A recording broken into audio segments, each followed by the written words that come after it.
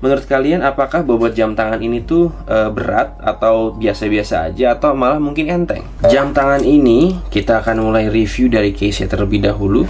Case-nya itu terbuat dari stainless steel dengan bentuk yang menurut gua cukup tajam di setiap sudut-sudutnya.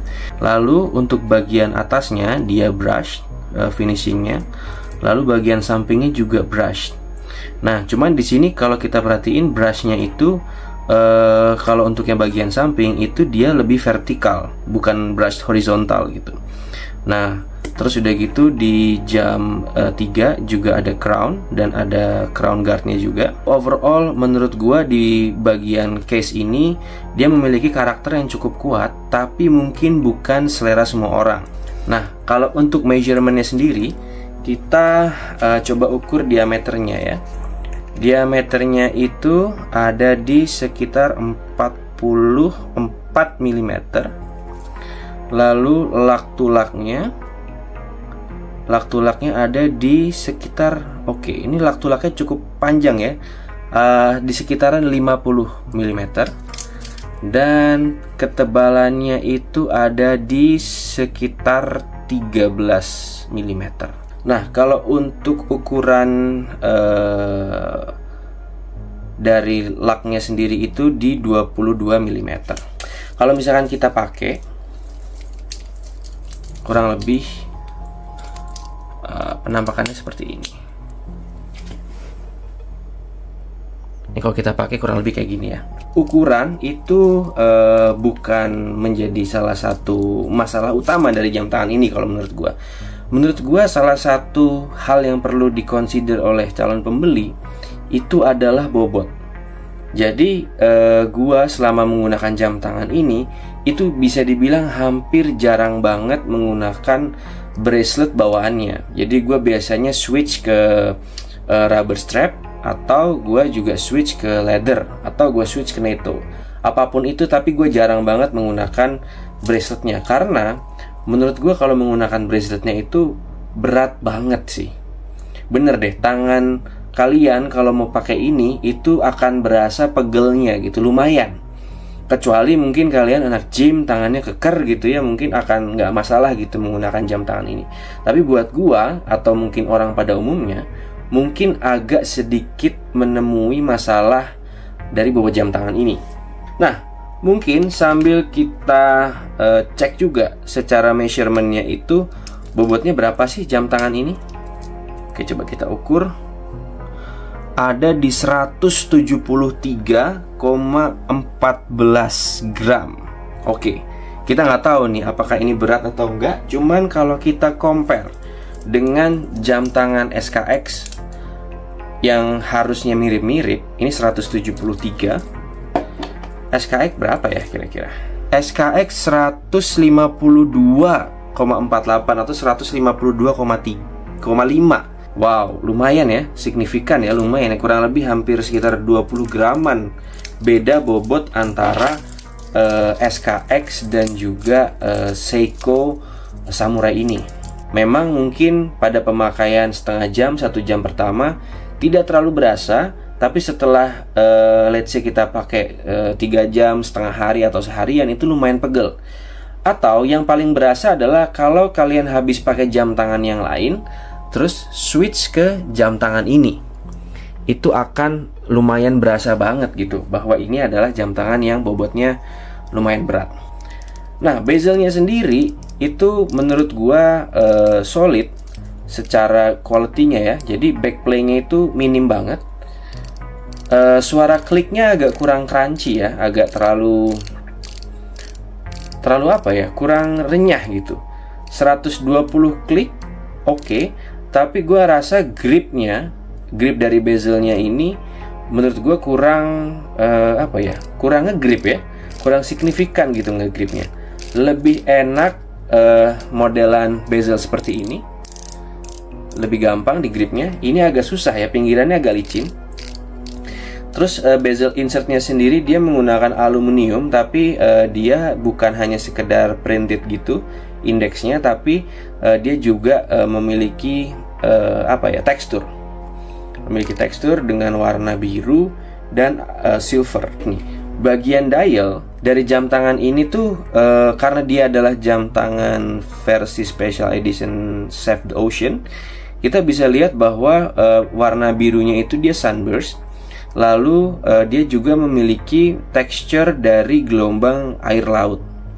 Jadi bener-bener kerasa banget bahwa ini adalah jam tangan untuk diving atau jam tangan yang berbau laut gitu.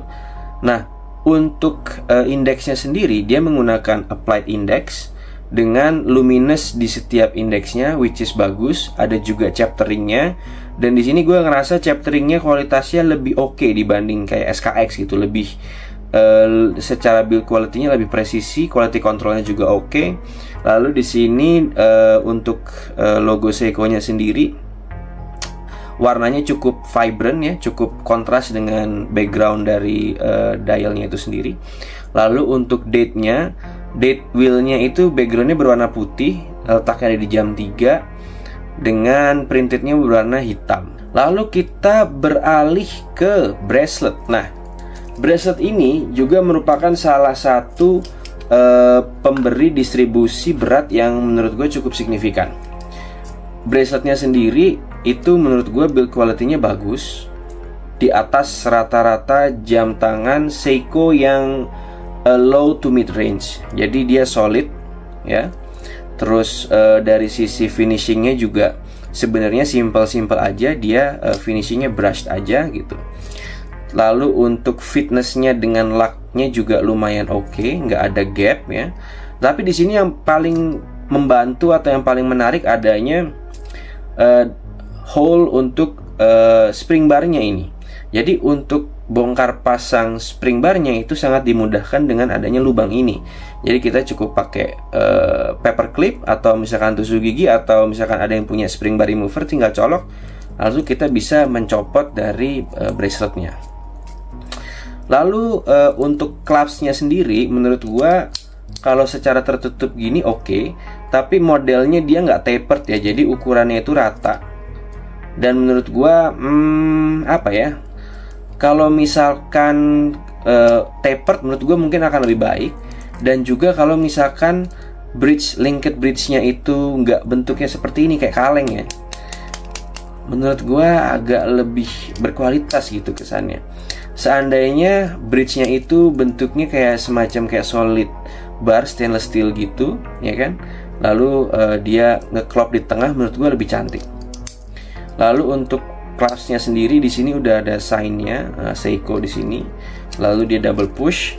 Jadi sebenarnya untuk keamanan menurut gue oke. Nah, di sini ada poin plus juga bahwa jam tangan ini memiliki adjustment yang mungkin sangat berguna buat kalian yang professional diver.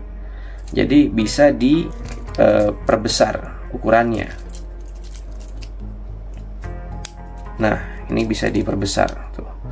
Ada adjustment lagi. Mungkin kalau kita pakai wetsuit gitu kan untuk diving, menurut gue ini akan sangat membantu para diver untuk bisa memiliki jam tangan yang literally performance gitu. Lalu untuk movementnya sebenarnya tidak ada yang terlalu menarik ya. Movementnya sendiri itu dia menggunakan kaliber 4R35. Jadi ya secara akurasi standar-standar aja, secara power reserve juga standar-standar aja. Tapi dengan price range yang menurut gua cukup agak tinggi, gua rasa mungkin kalau menggunakan movement yang agak sedikit di atasnya bolehlah gitu.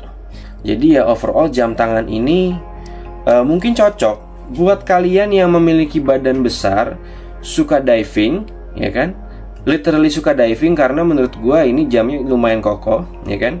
Dan juga memiliki ketahanan tangan yang cukup kuat, karena bobot jam tangan ini lumayan berat. Jadi kayak gitu overall impression gua dan juga review terhadap jam tangan ini. Mungkin kalian bisa tulis di kolom komentar buat yang punya jam tangan ini, sharing pengalamannya. Cuman menurut gua secara overall dia oke. Tapi kalau misalkan gua harus beli pakai uang gua sendiri, mungkin gua tidak memilih jam tangan ini secara subjektif karena beberapa poin tadi. Ukurannya terlalu besar buat gua, lalu terlalu berat, dan juga overall desainnya mungkin bukan taste gue.